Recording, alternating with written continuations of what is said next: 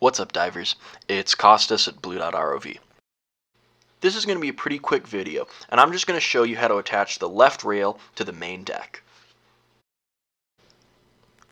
So what we'll do first is grab this 1-inch 632 machine screw and thread it through the left side hole towards the front of the main deck. Next, we'll grab the longer 1 1/4 inch machine screw and thread it through the rear hole. This one has to be a bit longer because it threads through the deck, the rail, and also the rear weight container. Next, we'll grab the left rail and try to work the machine screws through their corresponding holes.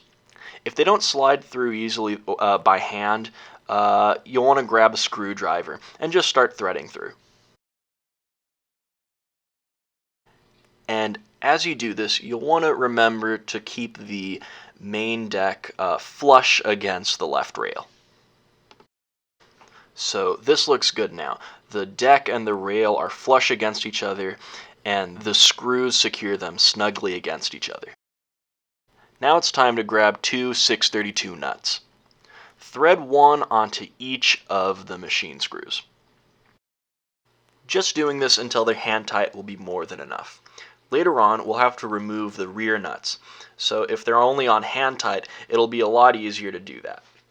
Your ROV's external structure should look something like this now. Thanks for watching.